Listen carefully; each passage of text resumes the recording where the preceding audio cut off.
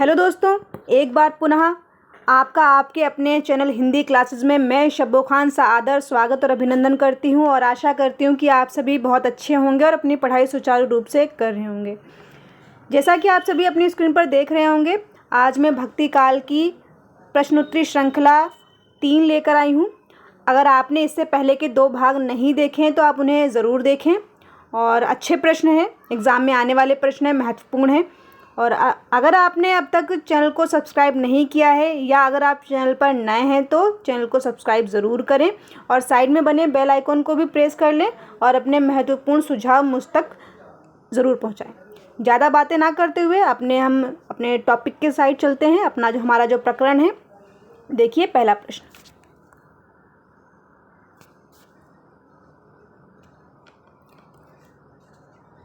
भक्ति काल के निर्गुण ज्ञानाश्रयी शाखा से असंबंधित कथन है। प्रश्न में ये चीज़ ज़रूर देखनी होती है कि प्रश्न में पूछा क्या गया है। तो असंबंधित कथन आपसे पूछा गया है। तो निर्गुण भक्ति का आधार उपनिषद से ग्रहण किया गया है, बिल्कुल ठीक है। गुरु उपासना या शून्यवाद नाथ संप्रदाय से लिया गया है, ये भी बिल्कुल ठीक है। मूर्ति खंडन या एकेश्वरवाद सिद्धों से लिया गया है, ग्रहण किया गया है, नहीं, सिद्धों से ये ग्रहण नहीं किया गया, ये सूफियों से ग्रहण किया गया है, ये सूफियों से ग्रहण किया गया है। जो मूर्ति खंडन या एकेश्वरवाद का जो सिद्धांत है, यह जो लिया गया है भक्ति काल में, जो ग्रहण किया गया है, या सूफियों से ग्रहण किया गया है। संत जो थे उन्होंने सूफियों से ग्रहण किया गया।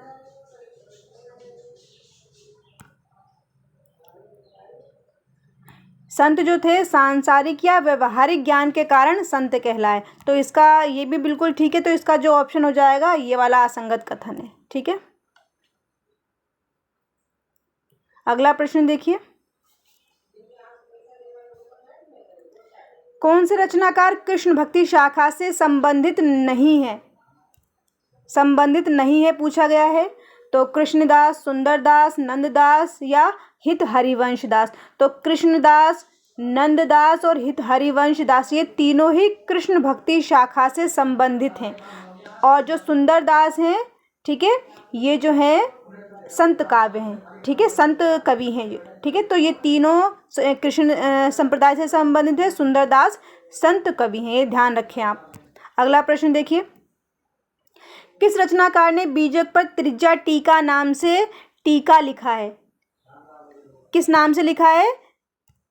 ये ध्यान रखें, त्रिज्या टीका नाम से टीका लिखा है, ठीक है। बीजक पर किस पर लिखा है? बीजक पर, और किस नाम से? त्रिज्या टीका नाम से लिखा है। केशवदास ने, पुरनदास ने, लालदास ने या अग्रदास ने? तो किसने लिखा है? पुरनदास ने, जो कबीर दास का बीजक है और जिसमें बीजक में कबीर की वाणियों का संग्रह है, ठीक है। कबीर की वाणियों का संग्रह बीजक कहलाता है और इस बीजक का जो टीका जो लिखा है त्रिज्या टीका नाम से, वह पुरनदास जी ने लिखा है। अगला प्रश्न देखिए, संत शब्द का जो जन्म है, ये शांत शब्द से किसने माना है? पीताम्बर दत्त बर्थवाल ने माना है, डॉक्टर नगेंद्र ने माना है, श्याम सुंदर दास ने या आचार्य रामचंद्र शुक्ल ने? तो किसने माना है? पीताम्बर दत्त बर्थवाल ने, जो संत शब्द का जो शांत शब्द से निकला हुआ माना है, ठीक है। अगला प्रश्न देखिए, कबीर की मृत्यु का स्थान कहाँ माना जाता है? इलाहाबाद, काशी, मगहर या कोई नहीं? तो कबीर की मृत्यु का स्थान जो माना जाता है मगहर में माना जाता है, ठीक है। अगला प्रश्न देखिए, अष्ट छाप का गठन किसने किया है? सूरदास ने, नाभादास ने, विट्ठलनाथ ने या वल्लभाचार्य ने? तो अष्ट छाप का जो गठन किया है वो विट्ठलनाथ जी ने किया है। अगला प्रश्न देखिए, धर्मदास ने कबीर की वाणियों का संकलन जो किया है बीजक में किया है, ठीक है। धर्मदास ने कबीर की वाणियों का संकलन बीजक में कब किया? ठीक है, कबीर की जो वाणियों का संकलन जो था बीजक में जो किया है धर्मदास जी ने किया है। ध्यान रखिए, ये पूछा जा सकता है बीजक में कबीर की वाणियों का संकलन किसने किया है? वो किया है धर्मदास जी ने। और कब किया है वो बताना है आपको, 1464 में, 1400 में, 1340 या 1364। तो कब किया है? 1464 में धर्मदास ने कबीर की वाणियों का संकलन बीजक में किया है। ध्यान रखें, बहुत महत्वपूर्ण प्रश्न बनता है ये वाला, ये ठीक है। अगला प्रश्न देखिए, कबीर की रचना शब्द से संबंधित असंगत कथन है। तो ये ध्यान रखना आपको, असंगत कथन पूछा गया, किससे पूछा गया? शब्द। जो कबीर की 3 रचनाएं है, साखी, शबद, रामायणी। जो साखी जो है रचना है, साखी जो है वह तो क्या है? दोहा है, ठीक है, दोहों में लिखी गई है और खड़ी बोली में लिखी है। दोहा, ये दोहों में लिखी है और खड़ी बोली, इसकी जो भाषा जो है वह भाषा क्या है? इसकी खड़ी बोली है साखी की, ठीक है। साखी की जो भाषा है वह खड़ी बोली है। और इसके अलावा जो ये जो पूछी गई शब्द जो है, आप शब्द को ध्यान रखें, शब्द की जो भाषा है वह ब्रज भाषा है, ठीक है। ये तो इसमें ठीक बताया गया है, शब्द की जो भाषा है ब्रज है, बिल्कुल ठीक है, ब्रज भाषा में है शब्द, ब्रज भाषा इसकी शब्द की है, ठीक है। और यह चौपाइयों में लिखित है और ये गेय पद है। शब्द के बारे में क्या है? ये यह गेय पद है शब्द, और ब्रज, इसकी भाषा ब्रज है और यह चौपाइयों में लिखित है। दोहों में ये लिखित नहीं है। दोहों में जो कबीर की जो साखी जो है वह लिखित है दोहों में। साखी, शबद, रामायणी 3 रचनाएं हैं और इन तीनों में जो साखी जो है वह खड़ी बोली में और दोहों में रचित है। इसके अलावा शबद और रामायणी जो है ये दोनों ही ब्रज भाषा में है और चौपाइयों में लिखी है। कहीं कहीं पर इन पर पूर्वी जो भाषा है ना, पूर्वीपन ली हुई भाषा इनकी कहीं कहीं है, ध्यान रखें आप इसको, महत्वपूर्ण प्रश्न बनते हैं यहाँ से। अगला प्रश्न देखिए, गुरु नानक जी के उत्तराधिकारी थे। गुरु नानक जी के उत्तराधिकारी कौन थे? गुरु अंगद थे, श्रीचंद थे या लक्ष्मीचंद या कोई नहीं? तो गुरु नानक जी के जो उत्तराधिकारी थे वह थे गुरु अंगद जी। अगला प्रश्न देखिए, गुरु नानक जी की रचनाओं में किसकी प्रधानता है? श्रृंगार रस, वीर रस, शांत रस या कोई नहीं? तो गुरु नानक जी की जो रचनाएं थी उनमें शांत रस की प्रधानता है। अगला प्रश्न देखें, गुरु लिपि का आविष्कार किसने किया है? गुरुमुखी लिपि का आविष्कार किसने किया है? गुरु अमरदास ने, गुरु अंगद ने, गुरु रामदास ने या गुरु अर्जुन देव ने? तो किसने किया है? गुरु अंगद ने गुरुमुखी लिपि का आविष्कार किया है। अगला प्रश्न देखिए, अमृतसर तालाब का निर्माण किसने करवाया है? अमृतसर तालाब का निर्माण किसने करवाया है? गुरु तेग बहादुर जी ने, गुरु अर्जुन देव या गुरु रामदास ने या गुरु गोविंद? तो किसने करवाया है? गुरु रामदास जी ने अमृतसर तालाब का निर्माण करवाया है। अगला प्रश्न देखें, दादू दयाल जी के बचपन का नाम क्या था? दादू दयाल जी के बचपन का नाम क्या था? दाऊद था। असंगत कथन है, इसमें असंगत कथन देखना आपको, ये रचना है और इधर रचनाकार है। और चंडी चरित्र जो है वह गुरु गोविंद सिंह की रचना है, बिल्कुल ठीक है, याद रखें, बहुत महत्वपूर्ण रचना है। चंडी चरित्र कई एग्जाम में पूछी जा चुकी है। चंडी चरित्र जो रचना है वह गुरु गोविंद सिंह जी की रचना है। 12 मासा गुरु अर्जुन देव की रचना है। अंगवधु दादू दयाल की है। नसीहतनामा गुरु अंगद की नहीं है, ठीक है, ये ध्यान रखें। नसीहतनामा जो है वो गुरु नानक जी की है, ठीक है। नसीहतनामा जो गुरु नानक जी की रचना है नसीहतनामा, ठीक है, याद रखें आप इसको। अगला प्रश्न देखिए, कबीर की भाषा को किसने पंचमेल खिचड़ी कहा है? कबीर की भाषा को किसने पंचमेल खिचड़ी कहा है? तो श्याम सुंदर दास और राम कुमार वर्मा जी ने कबीर की भाषा को पंचमेल खिचड़ी कहा है। अगला प्रश्न देखिए, असंगत कथन का चयन करना है आपको।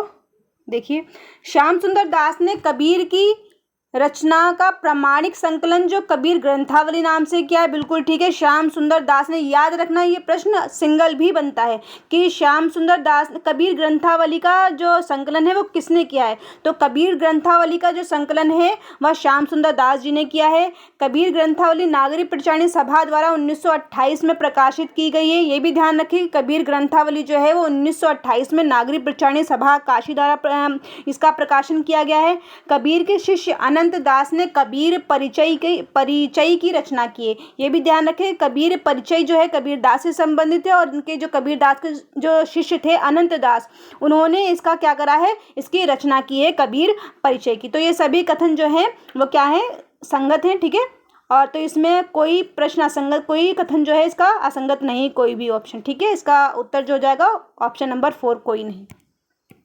अगला प्रश्न देखिए, बूढ़ा वंश कबीर का जन्मा पूत कमाल, हरि का सुमिरन छोड़ के हरि ले आया माल। यह पंक्ति संबंधित है, यह पंक्ति जो है किससे संबंधित है? रामानंद जी से, कबीरदास जी से, तुलसीदास जी से या नामदेव जी से? तो बूढ़ा वंश जो कबीर दास के जो पुत्र जो कमाल, ठीक है, जब उनके पुत्र का जब जन्म हुआ था उसके उपरांत जब ये रामानंद जी ने ये पंक्ति लिखी थी कि बूढ़ा वंश कबीर का जन्मा पूत कमाल, ठीक है, कमाल और कमाली नाम के दो, एक पुत्र और पुत्री थी कबीर जी के, ठीक है।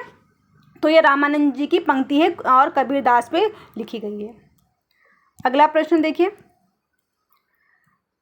आचार्य रामचंद्र शुक्ल, हजारी प्रसाद द्विवेदी और रामस्वरूप चतुर्वेदी, आचार्य रामचंद्र शुक्ल जी और हजारी प्रसाद द्विवेदी और रामस्वरूप चतुर्वेदी ने भक्ति काल का प्रथम कवि किसे माना है? तो भक्ति काल का प्रथम कवि जो शुक्ल ने और हजारी प्रसाद द्विवेदी ने और रामस्वरूप चतुर्वेदी ने, इन तीनों ने ही कबीरदास को भक्ति काल का प्रथम कवि माना है। अगला प्रश्न देखिए, कौन सी रचना गुरु गोविंद सिंह की नहीं है? जफरनामा गुरु गोविंद सिंह की रचना है, बहुत इंपॉर्टेंट रचना है, बहुत महत्वपूर्ण रचना है जफरनामा। याद रखें आप इस रचना को कि जफरनामा गुरु गोविंद सिंह की रचना है और शास्त्र नाम माला भी इनकी रचना है, जप्पू साहेब, ठीक है।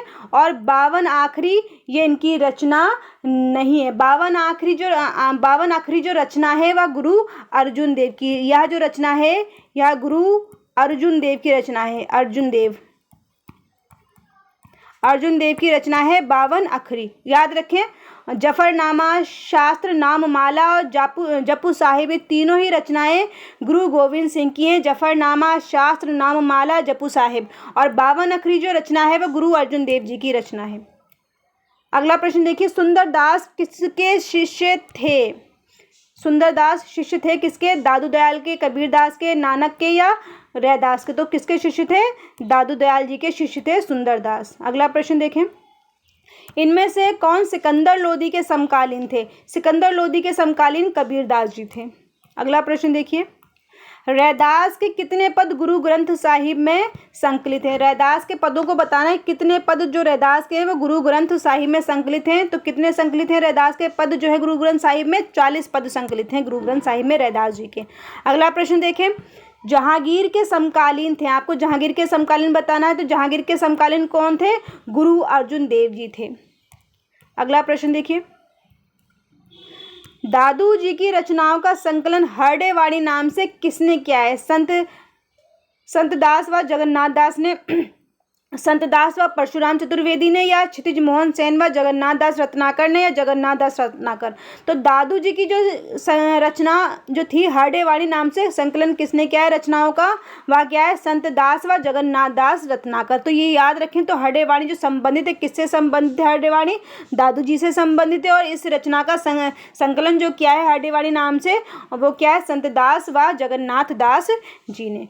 अगला और अंतिम प्रश्न देखें, अजगर करे न चाकरी, पंछी करे न काम, दास मलूका कह गए सबके दाता राम। यह प्रसिद्ध पंक्ति जो है हिंदी साहित्य से संबंधित कोई भी छात्र हो उसकी ज़ुबान पे होता ही होता है, ठीक है। तो ये सब इसमें तो बताने वाला तो कुछ है नहीं, फिर भी मैंने प्रश्न रखा क्योंकि ये प्रश्न बनता है और ये पूछा भी जाता है। तो यह प्रश्न किससे संबंधित है? यह प्रश्न मलूक दास जी से संबंधित है। अजगर करे ना चाकरी, पंछी करे ना काम, दास मलूका कह गए सबके दाता राम, ठीक है। ये मलूक दास की पंक्ति है और आज का ये अंतिम प्रश्न था। और आशा है मुझे आपको प्रश्न अच्छे लगे होंगे और अपने सुझाव ज़रूर मुझ तक पहुंचाएं। और वीडियो में बने रहने के लिए आपका बहुत बहुत आभार और अभिनंदन है। और आप ज़्यादा से ज़्यादा अपने फ्रेंड सर्कल में, अपने दोस्तों को, अपने रिश्तेदारों को, फैमिली में जो भी आप हिंदी साहित्य से संबंधित रखते हैं या संबंधित हैं उनसे, आप उनको ये वीडियो ज़रूर पहुंचाएं उन तक। बिल्कुल फ्री ऑफ कॉस्ट ये वीडियो है, कोई भी इसके चार्जेस नहीं है। और आप लोग ज़्यादा से ज़्यादा इसको हमारे अपने परिवार को बढ़ाएं। और मिलते हैं अगली वीडियो में। तब तक के लिए आप सभी स्वस्थ रहें, मस्त रहें और पढ़ाई करते रहें। और बाय बाय।